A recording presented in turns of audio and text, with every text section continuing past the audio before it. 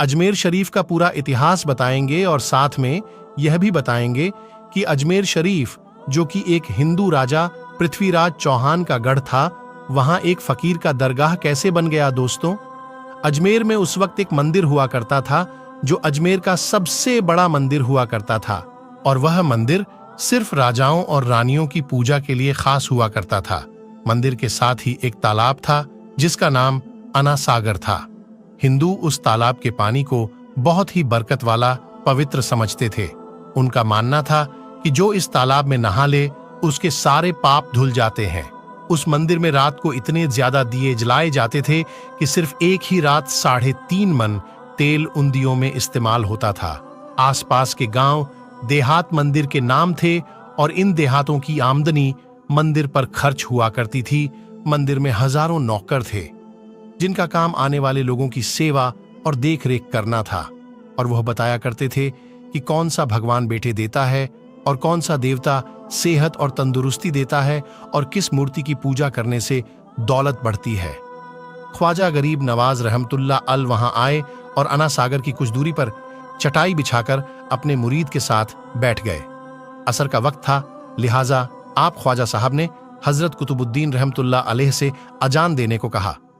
कुफर शिर्क से भरे अजमेर में अल्लाह के एक होने और हजरत मोहम्मद सल्लल्लाहु ताला अलैहि वसल्लम के रसूल होने का यह पहला ऐलान था। वहां रहने वाले लोग इस्लाम के बारे में कुछ भी नहीं जानते थे। चुनांचे अजान की आवाज सुनकर वह हैरान हुए और अपने घरों से निकलकर सब ख्वाजा गरीब नवाज और उनके मुरीद को देखने लगे, और अना सागर के पास भीड़ लग गई। ख्वाजा गरीब नवाज और उनके मुरीद ने अना सागर के पानी से वजू किया और नमाज पढ़ना शुरू कर दिया। सब हिंदू हैरान रह गए। वह सोच रहे थे कि सब भगवान तो मंदिर के अंदर है, तो ये लोग खड़े होकर कौन से भगवान के आग झुक रहे हैं। शाम हुई तो राजा के ऊंट जो दिन में चरने के लिए गए थे अपने चरवाहों के साथ वापस आने लगे। इत्तेफाक की बात थी कि जहां हजरत ख्वाजा गरीब नवाज बैठे थे वह जगह राजा के ऊंटों के बैठने की जगह थी। चरवाहों ने बाबा साहब से कहा कि ओ बाबा साहेब, यहां से उठिए, क्योंकि यह जगह राजा के ऊंटों के बैठने की जगह है। ख्वाजा मोइनुद्दीन साहब ने फरमाया, इतना मैदान खाली पड़ा है, ऊंट तो कहीं भी बैठ जाएंगे, क्यों बेवजह हमें तंग करते हो। वह लोग नहीं माने और मुसल्ला उठाकर इधर उधर करने लगे और ख्वाजा साहब से बदतमीजी करने लगे, और उन लोगों ने आखिरकार बहुत बदतमीजी से कहा कि यह राजा के ऊंटों के बैठने की जगह है और इधर राजा के ऊंट ही बैठेंगे, तुम लोग कहीं और अपना मुसल्ला बिछा लो। आखिरकार आप ख्वाजा साहब ने उठते हुए हजरत कुतुबुद्दीन से फरमाया, उठो कुतुबुद्दीन, ये कह रहे हैं कि ये ऊंटों के बैठने की जगह है, तो चलो मैं कहता हूं अब यहां सिर्फ ऊंट ही बैठेंगे। यह कहकर आप ख्वाजा साहब अपने साथियों समेत वहां से उठ गए, और अगली सुबह जब ऊंटों को चराने के लिए ले जाने का वक्त आया और चरवाहों ने ऊंटों को उठाना चाहा तो उन्हें पता चला कि ऊंट उठ ही नहीं पा रहे हैं। उन्होंने ऊंटों को मार मार कर जबरदस्ती उठाना चाहा, लेकिन वह बैठे ही रहे। चरवाहे परेशान हो गए कि जो ऊंट उनके एक इशारे पर उठ खड़े होते थे आज क्यों नहीं उठ रहे हैं। आखिरकार उन्हें याद आया कि कल उस बाबा ने कहा था कि चलो अब यहां ऊंट ही बैठे रहेंगे। लोग जमा होने शुरू हो गए। कोई कह रहा था कि फकीर कोई बड़ा जादूगर है, किसी का मानना था कि वह कोई भगवान का नया अवतार है। बात राजा पृथ्वीराज चौहान तक जा पहुंची कि एक मुसाफिर फकीर ने राजा के ऊंटों पर जादू कर दिया है। राजा ने हजरत ख्वाजा मोइनुद्दीन चिश्ती को खबर भेजा कि तुम कैसे फकीर हो जो बेजुबानों को बांध रखा है, ये बेचारे भूख और प्यास से मर जाएंगे, इसलिए मेहरबानी करके अपना जादू वापस ले लो। ख्वाजा साहब ने फरमाया, हम मुसलमान हैं और मुसलमान बद्दुआ नहीं करते और ना जादू करते हैं। ऊंट जिसके हुक्म से बैठे थे उसी के हुक्म से खड़े हो जाएंगे। अब जो जाकर चरवाहों ने ऊंटों को उठाया तो पहली बार में खड़े हो गए। गैर मुस्लिमों की दिलचस्पी इन मुसाफिरों में बढ़ने लगी। अब 5 वक्त की अजान होती और नमाज अदा की जाती। आखिरकार राजा तक यह बात पहुंच गई और उसको शिकायत की गई कि राजा साहब जो फकीर आए हुए हैं सब के सब मुसलमान हैं। 5 वक्त अजान देते हैं और हमारे पवित्र तालाब में हाथ मुंह धोकर गंदा करते हैं, हमारे धर्म के खिलाफ बातें भी करते हैं और कहते हैं कि यह मूर्तियां पूजने के लायक नहीं, ये तो सिर्फ एक पत्थर है, इसलिए इन्हें यहां से उठा लिया जाए। राजा पृथ्वीराज चौहान ने फकीरों को खबर भिजवाया कि तुम लोग गोश्त खाते हो, हमारे धर्म के खिलाफ बोलते हो और तो और हमारे पवित्र तालाब को अपने हाथ मुंह धोकर गंद करते हो, जो हम कतई बर्दाश्त नहीं कर सकते, इसलिए तुम्हारे लिए अच्छा होगा कि तुम यहां से चले जाओ। ख्वाजा साहब ने फरमाया, और भी तो दुनिया आती है, सिर्फ हमारे ही पानी लेने से आखिर क्या फर्क पड़ जाएगा। राजा कहने लगा, वह सब हमारे धर्म और हमारे मजहब के लोग हैं और तुम दूसरे धर्म के हो। आइंदा तुम लोगों ने तालाब को नापाक किया तो हम तुम लोगों पर सख्त कार्रवाई करेंगे। ख्वाजा साहब ने हजरत कुतुबुद्दीन रहमतुल्लाह अलैह से फरमाया, कुतुबुद्दीन शायद यह लोग आइंदा हमारे पानी लेने पर कोई परेशानी खड़ी करेंगे, जाओ एक मश्क पानी ले आओ। हजरत ख्वाजा कुतुबुद्दीन बख्तियार काकी ने फरमाया, चलिए हम अपना प्याला भर लेते हैं। उन लोगों ने उनको प्याला भरने से मना कर दिया, लेकिन फिर बाद में जाकर वह लोग इस शर्त पर मान गए कि तुम्हारे जिस्म पानी से ना छुए तो हम यह प्याला तुमको भरने देंगे। मेरे दोस्तों, हजरत ख्वाजा कुतुबुद्दीन रहमतुल्लाह अलैह तालाब की पर जा बैठे और अपने प्याले को पानी में डुबो दिया।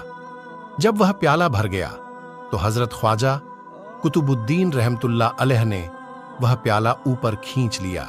लेकिन फिर क्या था, जब वह प्याला पानी से बाहर आया, अना सागर का सारा पानी सूख गया और अना सागर की तह में सूखी रेत उड़ने लगी, मानो ऐसा मालूम हो रहा था कि अना सागर उस छोटे से प्याले में समा गया है।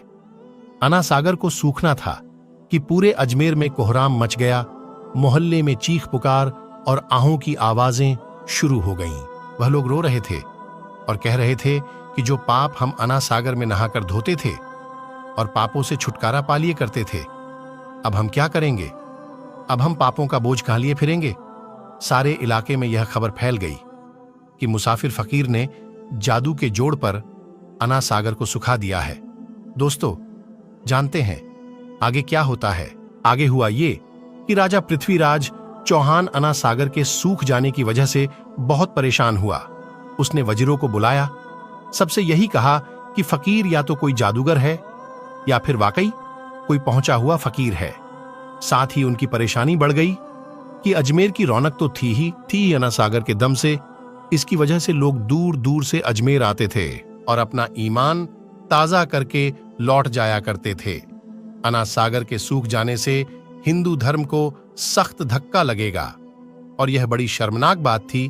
आखिरकार यह कहा गया कि फकीर से बात की जाए कि आखिर वह फकीर चाहता क्या है। अगर वह कोई ऐसी बात चाहता है जो हमें पसंद आए तो फिर हम उसकी बात मान लेते हैं और उससे माफी मांग लेते हैं। चुनांचे सब मर्द, औरतें और बच्चे जाकर फकीर की मन्नत करने लगे कि लोगों को इस परेशानी से छुटकारा दिला के मेहरबानी कीजिए, हम सबसे जो गलती हुई है उसे माफ कर दो। हम अपने पापों का बोझ लेकर कहां जाएंगे और कैसे सुकून पाएंगे, क्योंकि हम लोग उसी तालाब में अपने पापों का बोझ धो लिया करते थे।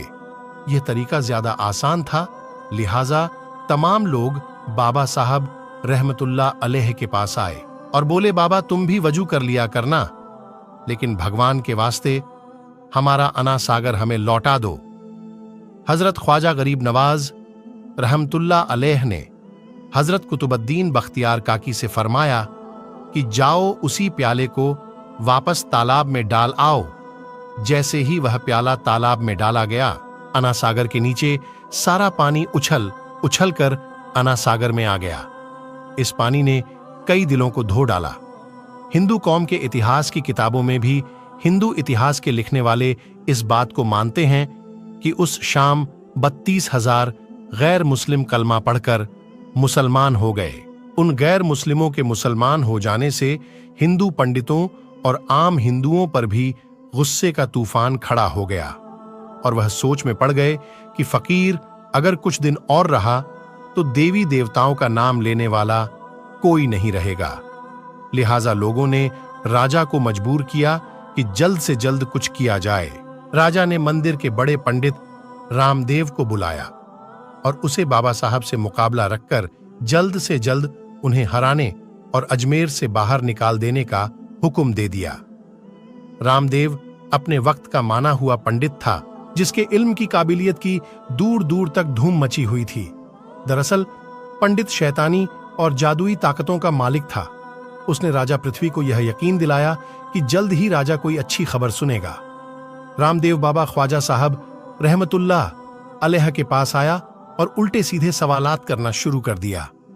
हजरत ख्वाजा गरीब नवाज ने फरमाया, खामोशी जरूरी है, इसलिए हजरत ख्वाजा रहमतुल्लाह अलैह खामोश रहे। जब रामदेव ने हद से बढ़कर शोर मचाना शुरू कर दिया तो हजरत ख्वाजा गरीब नवाज ने उसकी तरफ आंख उठाई और मुस्कुराकर फरमाया, रामदेव, तू शोर मचा रहा है और मैं तेरे माथे पर ईमान का नूर चमकता हुआ देख रहा हूं। बस इतना कहना था, न जाने क्या करिश्मा हुआ। देखते ही देखते बाबा रामदेव कदमों पर गिरा और रोते हुए बोला, बाबा साहब, जिस धर्म के आप हो उस धर्म में मुझे भी शामिल कर लो। सब लोग जो मुकाबला देखने आए थे सब हैरान हुए और बाबा रामदेव, जो बाबा को हराने आया था, खुद ही मुसलमान हो गया। इतिहास की किताबें भरी पड़ी हैं कि हजरत ख्वाजा गरीब नवाज वह इकलौते बुजुर्ग हैं जिन्होंने 90 लाख गैर मुस्लिमों को मुसलमान किया। सदियां बीत गईं, लेकिन आज भी ख्वाजा गरीब नवाज का डंका वैसे ही बज रहा है। सुभान अल्लाह। दोस्तों, वीडियो अच्छी लगी तो लाइक और सब्सक्राइब कर दीजिए और अपना बहुत ख्याल रखिएगा। अल्लाह हाफिज।